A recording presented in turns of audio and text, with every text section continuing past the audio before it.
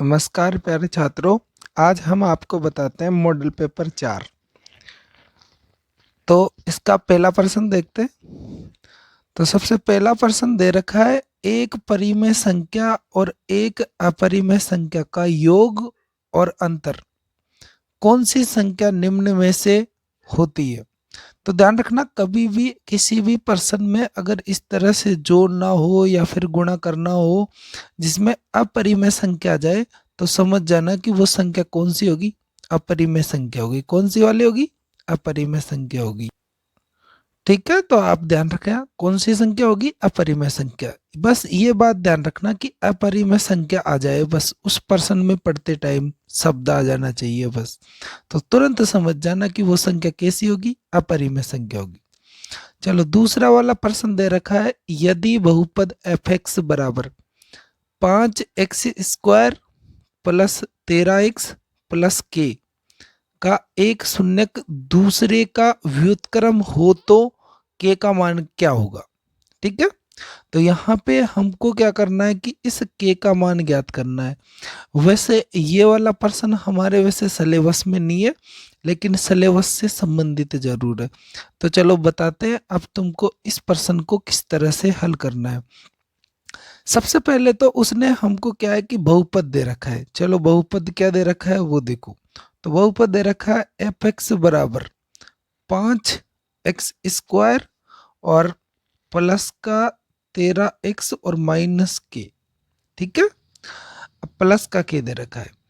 यहाँ पे उसने कहा कि एक शून्यक दूसरे का व्युत्क्रम है, यानी कि दो शून्यक होते हैं वैसे। कौन कौन से? अल्फा और बीटा। और ये दोनों क्या है? एक दूसरे के व्युत्क्रम। तो यहाँ पे हम कह सकते हैं अल्फा बराबर है किसका? 1/बीटा, क्योंकि वही तो कह रहा है कि एक शून्य दूसरे का क्या? व्युत्क्रम। व्युत्क्रम का मतलब उल्टे के बराबर है। अगर हम इसको वज्र गुणा करें तो ये क्या हो जाएगा? अल्फा इंटू बीटा और बराबर कितना? 1। जबकि हमको पता है कि अल्फा बटा बीटा क्या होता है? c/a। ये इसका क्या होता है? सूत्र होता है। तो यहाँ पे बराबर में 1। अब c क्या होता है? अचर पद। अचर पद का मान कितना है इसमें देख लो आप, k है। और a क्या होता है? ये x² का गुणांक। तो यहाँ पे दे रखा है कितना? 5। तो यहाँ पे हम रख देंगे कितना? k। एक का मान कितना है? 5 बराबर 1। अगर इसको वज्र गुणा करते हैं तो यहाँ पे के का मान कितना आ जाता है? 5। तो यहाँ पे इस प्रश्न का आंसर कितना आएगा? 5 आएगा। तो यहाँ पे ऑप्शन नंबर देख लो आप कौन सा है। ठीक है, तो स वाला ऑप्शन इसका बिल्कुल सही रहेगा। चलो अब देखते हैं अगला वाला प्रश्न। दे रखा है बिंदु P 3 और -4 जिस चतुर्थांश में है वह है। मतलब ये जो P वाला बिंदु दे रखा है ये कौन से चतुर्थांश में आएगा। ठीक है, तो ये हमको चेक करना है। चलो अब आपको मैं चतुर्थांशों के बारे में बता देता हूँ। देखो सबसे पहले तो आप एक बात ध्यान रखना कि जब दो अक्षें रहती है ना, कौन कौन सी? एक तो होती है एक्स अक्ष और एक होती है वाई अक्ष। ये जो अक्ष होती है ये कौन सी अक्ष होती है? एक्स अक्ष होती है। कौन सी होती है? एक्स अक्ष। जबकि ये वाली जो अक्ष होती है ये कौन सी होती है? वाई अक्ष होती है। कौन सी होती है? वाई अक्ष। जो ये सीधी रहती है ये तो रहती है एक्स अक्ष, जबकि ये इस तरह से होती है ये होती है एक्स वाली अक्ष। अब ध्यान रखना सीधी वाली वाई अक्ष और इधर की एक्स अक्ष। ध्यान रखना एक्स अक्ष का अगर कुछ और नाम पूछे कि भाई इस एक्स अक्ष को और किस नाम से जानते हैं, तो यहाँ पे हम इसको क्षैतिज रेखा कहते हैं। क्या कहते हैं इसको? क्षैतिज रेखा कहते हैं। अब अगर अपन से पूछे वाई अक्ष का नाम क्या है, फिर इसको हम ऊर्ध्वाधर रेखा कहते हैं। क्या कहते हैं?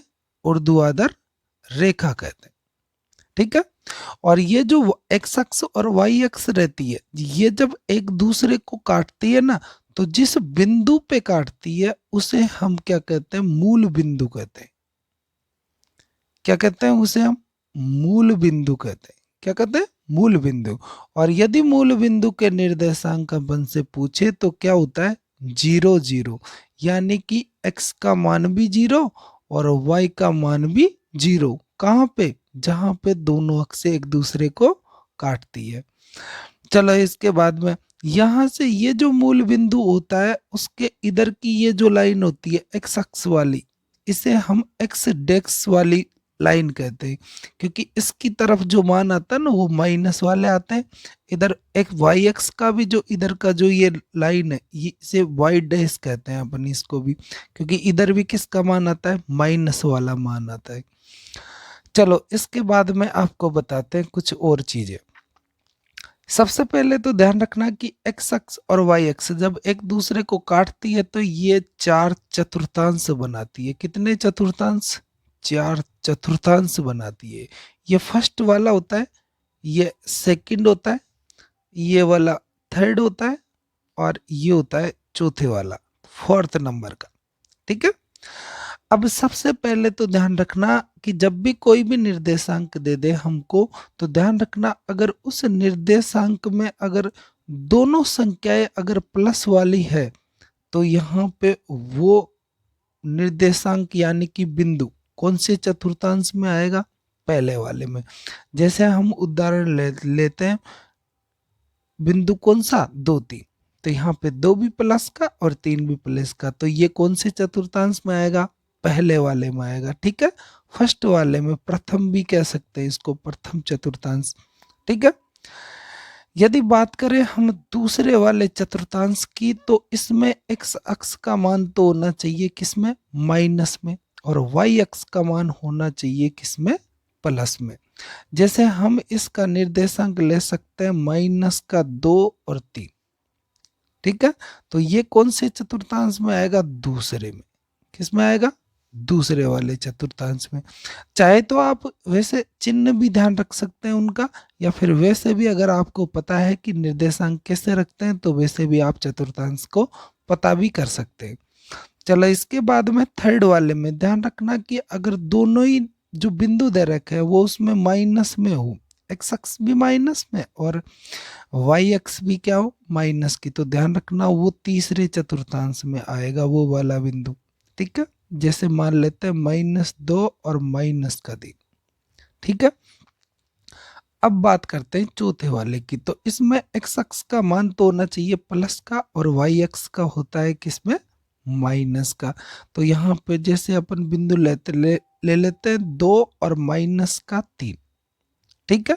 तो ये बात आप अच्छे से ध्यान रखें।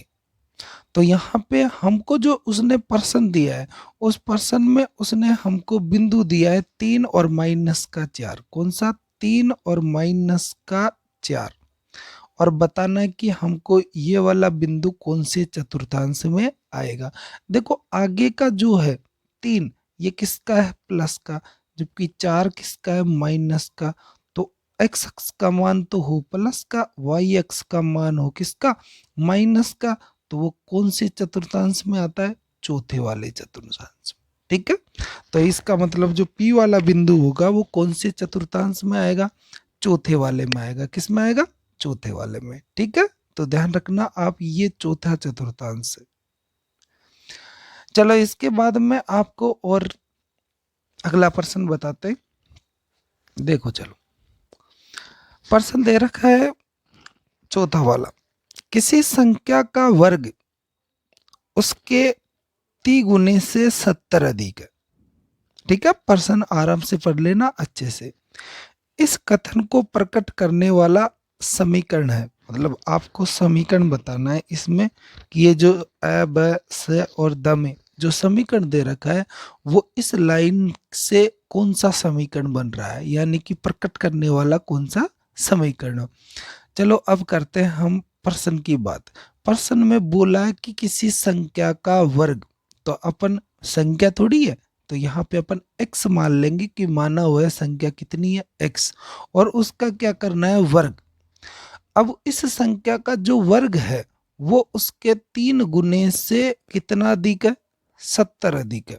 चलो इसमें ही आपको सॉल्यूशन करके बता देते हैं वैसे। ठीक है। अब यहाँ पे आपको दे रखा है किसी संख्या का वर्ग, तो हमने एक संख्या मान ली x और इसका क्या करना है हमको? वर्ग। ठीक है। वर्ग कर दिया x मान के। उसने कहा कि ये जो है ये उसके 3 गुने से, किसके 3 गुने, संख्या का 3 गुना, तो x का 3 गुना हो गया 3x, और कितना अधिक है 70। अब इसमें क्या करना है कि 70 जोड़ दिया अपन ने, कितना जोड़ दिया 70। तो यहाँ पे पर्सन अब दोबारा से देख लो ये लाइन बनी किस तरीके से। उसने कहा किसी संख्या का, तो हमने क्या किया कि वो संख्या x मान ली, और उस संख्या का क्या, वर्ग, तो वर्ग स्क्वायर लगा दिया हमने। अब किसके बराबर है देखो, उसके 3 गुने से, यानी कि इस संख्या के 3 गुने से कितना अधिक है, 70 अधिक है। जब भी अधिक की बात करें तो प्लस कर देते हैं, तो यहाँ पे हमने कितना लिख दिया, प्लस का 70 लिख दिया। ठीक है। इस कथन को प्रकट करने वाला समीकरण, अपन को क्या है कि इनमें से समीकरण बनाना। देखो सभी समीकरणों में जीरो है लास्ट में, यानी कि हमको इन दोनों का क्या करना पड़ेगा, पक्षांतर आगे की तरफ लेना पड़ेगा। देखो एक्स स्क्वायर सभी ऑप्शन में दे रखा है। वैसे अगर 3x को हम आगे लेते हैं तो ये 3x प्लस का है, जो किसका बन जाएगा, माइनस का। देखो इसमें भी माइनस का है, इसमें भी माइनस का है, लेकिन अगर 70 प्लस का है तो इसका भी अगर पक्षांतन करें तो ये भी क्या, किसका हो जाएगा, माइनस का। तो यहाँ पे हमारा दूसरा वाला ऑप्शन बिल्कुल सही मिल रहा है। ठीक है, ध्यान रखना 3x का कर लिया पक्षांतन, आगे ले लिया, 70 का भी कर लिया पक्षांतन, आगे ले लिया, और इस तरह से ये पहली वाली जो दे रखा ना पर को ब वाला ऑप्शन, ये बिल्कुल सही आ गया। ठीक है, चलो अगला प्रश्न देखते हैं, 5वां। दे रखा है समांतर श्रेणी 7, 10, 13 डॉट डॉट डॉट और 43 में पदों की संख्या है, यानी कि 7 से लेकर 43 तक इसके बीच में कितने पद है। तो यहाँ पे अपन को पद बताना है। ध्यान रखना पद को हम वैसे एन से दर्शाते हैं, किससे दर्शाते हैं, एन से। किससे दर्शाते हैं, एन से। तो यहाँ पे हमको क्या करना है कि पदों की संख्या ज्ञात करनी है। देखो ज्ञात कैसे करेंगे, पहले तो वो देखो। सबसे पहले तो ये हमको क्या है कि समांतर श्रेणी दे रखी है उसने, तो यहाँ पे समांतर श्रेणी एपी कितनी दे रखी है, वैसे उसने उसने दे रखा है 7, 10, 13 और डॉट डॉट डॉट। ठीक है, तो यहाँ पे ठीक है दे रखा है 7, 10 और 13 डॉट डॉट डॉट। ठीक है, 43। ठीक है, में पदों की संख्या बतानी है, यानी कि एन का मान चाहिए अपन को, किसका मान चाहिए, एन का मान चाहिए। तो सबसे पहले तो हमको करना क्या पड़ेगा कि ए प्रथम पद ज्ञात करना पड़ेगा, तो प्रथम पद ये रहा हमारा। ठीक है, इसके बाद में डी ज्ञात करते हैं। डी ज्ञात करने का सूत्र होता है a2 माइनस a1। a2 मतलब दूसरा पद, a1 क्या होता है, पहला पद। तो 10 माइनस का 7, 10 में से अगर 7 गए तो कितना है, 3। ठीक है, तो सबसे पहला काम होता है जब भी समांतर श्रेणी का वो कोई सा भी प्रश्न दे दे, तो हमारा काम होता है प्रथम पद ज्ञात करने का, दूसरा काम होता है सार्वंतर ज्ञात करने का। ठीक है, अब प्रथम पद हो गया 7 और सार्वंतर हो गया कितना, 3। अब यहाँ पे हमको क्या चाहिए, एन का मान। अब देखो लास्ट में ये जो मान दे रखा है, ठीक है, तो ये समांतर श्रेणी यहां तक है। ठीक है, एक बात ये भी ध्यान रखना, अब ये जो लास्ट का मान रहता है समांतर श्रेणी का, इसे हम एनवा पद कहते हैं, यानी कि ये ए एन का मान है अपने पास में। किसका मान है, ए एन का मान, या फिर हम कह सकते हैं ये हमारे पास में एनवा पद है, मतलब कि लास्ट वाला पद है ये हमारे पास में इस समांतर श्रेणी का। तो सूत्र किसका लगाएंगे, ए एन का लगाएंगे अपन। तो ए एन का चलो सूत्र क्या होता है पहले तो वो देखो। तो यहाँ पे सूत्र होता है ए एन बराबर ए प्लस एन माइनस 1 और डी। ठीक है, ए एन का मान कितना है देखो 43, इधर ए का मान कितना है 7, और एन माइनस 1 और डी का मान कितना है 3। ठीक है, अब इसका क्या करना है, बस सॉल्यूशन करना है, बाकी एन का मान आ जाएगा अपने पास में। सबसे पहले तो हम कर लेते हैं 7 का पक्षांतर, तो 43 माइनस 7, क्योंकि 7 का पक्षांतर हुआ तो ये बन गया किसमें, माइनस में। इधर 3 को पहले एन से गुणा किया तो 3n, और 3 को माइनस 1 से गुणा किया तो माइनस का 3। आ गए यहां तक। चलो इसके बाद में हमको करना क्या है कि 43 में से हमको 7 माइनस करने हैं, ठीक है। तो यहाँ पे हमारे पास में कितना बचेगा, तो यहाँ पे 36 बचेगा। कितना बच जाएगा, 36 माइनस कर दिया आपने इसमें से। इसके बाद में ये जो माइनस का 3 है इसका कर देते हैं पक्षांतर, तो ये हो जाएगा प्लस का, ठीक है। इधर सिर्फ केवल 3 ही नहीं बचेगा, इधर 36 में हम 3 जोड़ देंगे तो ये हो गया कितना, 39, ठीक है, यानी कि 39 हो गया। और इसमें भाग दे देंगे किसका, 3 का, तो यहाँ पे किसका मान आ जाएगा, n का। 3 का भाग 3 में गया पहले एक बार, फिर गया 9 में 3 बार, यानी कि n का मान कितना आया, 13। यानी कि पदों की संख्या, किसकी संख्या, पदों की संख्या। तो यहाँ पे पदों की संख्या हमारे पास में कितनी आ चुकी है, तो यहाँ पे 13 आई है। कितनी आई है, 13। तो यहाँ पे अब आप ऑप्शन नंबर देख सकते हो कि ऑप्शन नंबर कौन सा है। चलो देखो ऑप्शन नंबर, तो यहाँ पे पहला वाला ऑप्शन हमारा बिल्कुल सही रहेगा। कौन सा वाला ऑप्शन, पहला वाला ऑप्शन बिल्कुल सही रहेगा। चलो इसके बाद में छठा वाला प्रश्न, ये जो छठा प्रश्न आया है ये 11वीं प्रश्नावली में से आया हुए से, ठीक है। देखो दे रखा है, एक रेखाखंड को दिए हुए अनुपात में विभाजित करने के लिए रेखाखंड के एक बिंदु पर बनाया जाता है, यानी कि कौन सा कोण बनाया जाता है। तो आप इसको याद कर लेना कि न्यून कोण बनाया जाता है। क्या बनाया जाता है, न्यून कोण, ठीक है। वैसे परिभाषा है ये, तो आप याद कर लेना इसको, क्या बनाया जाता है, न्यून कोण। अगला प्रश्न है 7वां प्रश्न, ठीक है। तो यहाँ पे 7वां प्रश्न दे रखा है, बिंदु 5 0 और 0 4 को मिलाने वाले रेखाखंड को एक बिंदु है कौन सा, P 2:3 के अनुपात में अंत विभाजित करता है, तो P के निर्देशांक बताओ। वैसे आप ध्यान रखना, ये विभाजन सूत्र से आप इस प्रश्न को हल कर सकते, ठीक है। तो यहाँ पे आराम से इसको हल कर लेना। वैसे इतना सा तो आता भी होगा आपसे, ठीक है।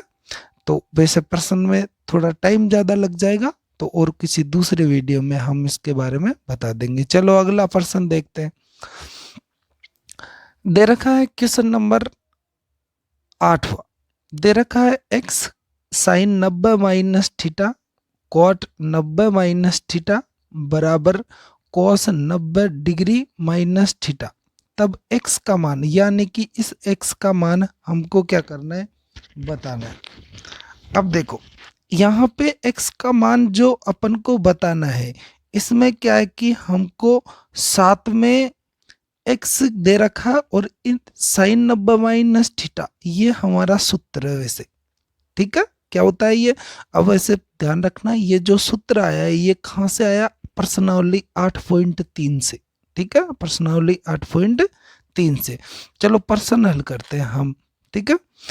तो यहाँ पे सबसे पहले तो आप ये ध्यान रखना कि प्रश्न अपन को दे रखा है, उसने क्या दे रखा है, x, इसके बाद में साइन, x दे रखा है, फिर साइन 90 माइनस थीटा, ठीक है।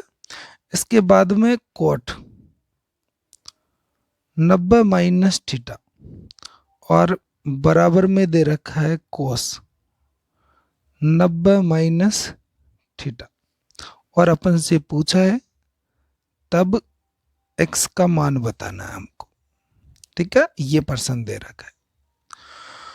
अब चलो कैसे हल करेंगे। सबसे पहले तो x का x, दोनों के बीच में अगर चिन्ह है गुणा का लगा दो, ठीक है। साइन 90 माइनस थीटा क्या होता है, कोस थीटा। अगली बात समझ में, इधर यहाँ पे चिन्ह है गुणा का लगा दो। कॉट 90 माइनस थीटा क्या होता है, टेन थीटा होता है। क्या होता है, टेन थीटा।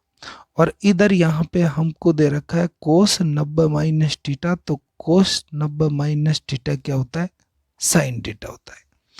अब ये जो अपन ने चेंज किया है, तो इसमें ये 8.3 प्रश्नावली से चेंज हुआ है।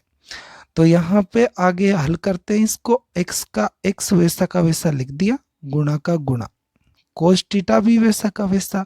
अब देखो टेन क्या होता है, टेन जब कोस में साइन भी है तो इसको भी हम चेंज कर देंगे, तो ये हो जाएगा हमारे पास में कितना, साइन बटा कोस, क्योंकि टेन थीटा का सूत्र क्या होता है, साइन बटा कोस, बराबर में कितना, साइन थीटा। इधर कोस से कोस कट गया, आगे बात समझ में।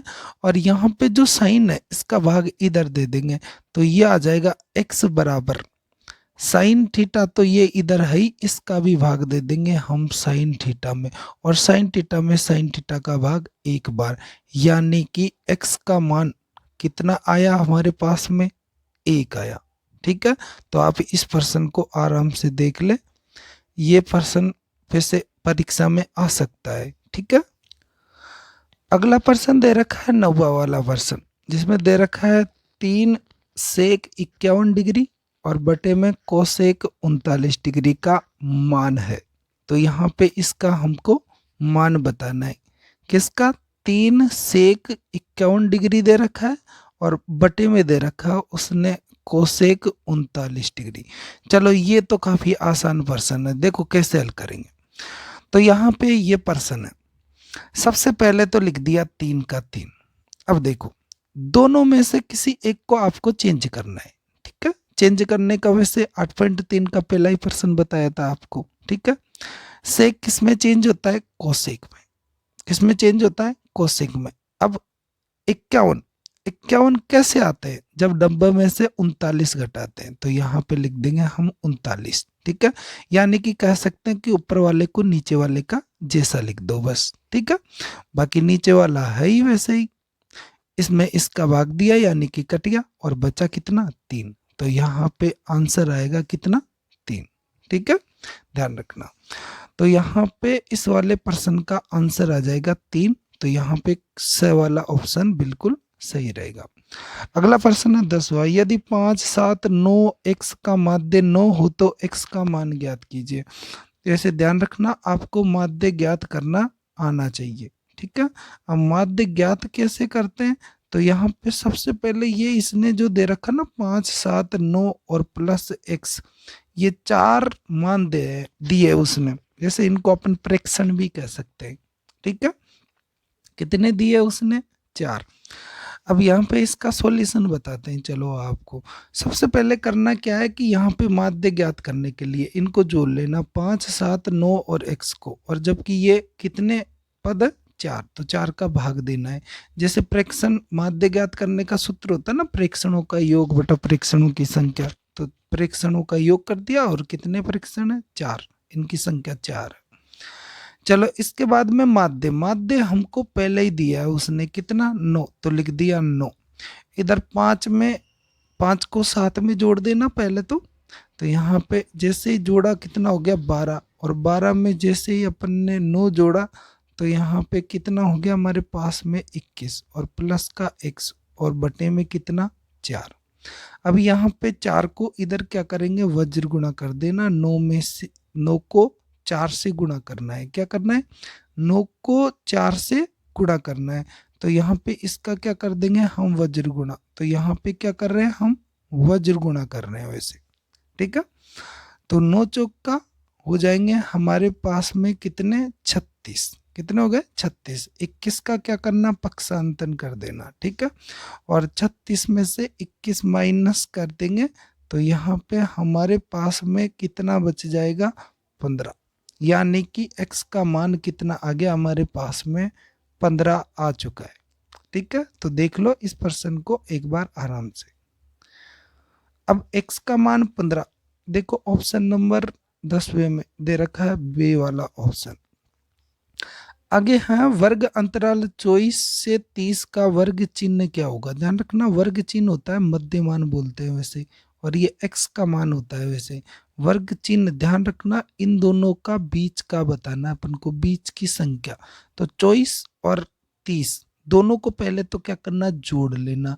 जैसे ही जोड़ा कितना हो गया, 54। कितना हो गया, 54, और इसका क्या कर देना, आधा, तो कितना हो गया, 27। तो ब वाला ऑप्शन हमारे सही आ गया। इसके बाद में 12वां प्रश्न है, दो पासों की फेंक में संभव परिणामों की संख्या कितनी है। तो यहाँ पे हमको इसका उत्तर बताना है। तो यहाँ पे टोटल जब भी दो पासों को फेंकते हैं ना, तो टोटल उसमें संभावित परिणाम कितने रहते हैं? 36। ठीक है, जबकि एक पासे को एक बार फेंकते हैं तो 6, जबकि दो बार फेंकते हैं तो 6 इंटू 6 कितने हो गए? 36। ठीक है, ये ध्यान रखना आप। इसके बाद अगला दूसरा प्रश्न है, दे रखा है A1/A2 B1/B2 और बराबर नहीं है C1/C2 के। इस स्थिति में रैखिक समीकरण युग्म कैसा बनेगा? ठीक है, तो जब भी C1/C2 अगर बराबर नहीं हो ना, तो यहाँ पे असंगत बनता है। कैसा बनता है? असंगत। ठीक है, क्योंकि इसका क्या नहीं होता? कोई हल नहीं होता वैसे इसका। ठीक है, ये ध्यान रखना आप। आगे दे रखा है समांतर श्रेणी में ए का मान क्या है? अरे ए का मान प्रथम पद शुरू का ही तो होता है, तो यहाँ पे 0.6। ठीक है, डी क्या होता है? इस दूसरे पद में से पहले को घटाएंगे, दूसरे पद में से पहले को घटाएंगे, तो यहाँ पे 1.7 में से अगर माइनस करे 0.6 तो कितना आएगा? 1.1 आएगा। ठीक है, नॉर्मल सी बात है। आगे दे रखा है वर्त की छेदन रेखा P और Q है। छेदन रेखा PQ के स्पर्श रेखा बनने का प्रतिबंध क्या होगा? प्रतिबंध बताना है। अगर ये जो P और Q, अगर इसे स्पर्श रेखा बनाना है तो P और जो Q दोनों बिंदु है ना, एक ही बिंदु पर होने चाहिए, एक ही जगह होने चाहिए ये दोनों, यानी कि P और Q क्या होने चाहिए? समपाती। हम ये भी बता सकते हैं कि ये क्या होने चाहिए? समपाती होने चाहिए P और Q। इसका अर्थ होता है कि ये दोनों बिंदु एक ही जगह पे होने चाहिए। ठीक है, तब जाके हम बता सकते हैं कि स्पर्श रेखा बन सकती है वैसे। ठीक है, आगे यहाँ पे हमको दे रखा है यदि बिंदु P, अगला चौथा वाला प्रश्न है। ठीक है, क्वेश्चन नंबर दूसरे का चौथा वाला प्रश्न है। यदि बिंदु P रेखाखंड AB का मध्य बिंदु है, मध्य बिंदु है, क्या बोला? मध्य बिंदु है, अर्थात P AB को 1:1 में विभाजित करता है, तो P के निर्धारक, अरे मध्य बिंदु ज्ञात करने की क्या होता है सूत्र? बस वही तो होता है इसका मान। जैसे यहाँ पे हम बता सकते हैं कि भाई इसका निर्देशांक P का क्या आएगा? x1 + x2 बटे में 2 और y1 + y2 बटे में 2। बस मध्य बिंदु का सूत्र लिख तो वही आएगा, क्योंकि अनुपात सेम दिया है। आप विभाजन वाला मत लगा देना। अगर ये अनुपात अलग अलग होता ना, तो हम विभाजन वाले सूत्र से बताते, फिर तो उस सूत्र में के ही दोनों निर्देशांक बताते। ठीक है, ये ध्यान रखना। अगर अनुपात एक जैसा होता है तो मध्य बिंदु, वैसे भी बोली तो दिया है इसने मध्य बिंदु है, तो बस ये सूत्र लगा दो। आगे दे रखा है सेक 90 - थीटा, तो क्या होता है? कोसेक थीटा होता है। ये तो 8.3 प्रश्नावली का प्रश्न है। ठीक है, हो गया।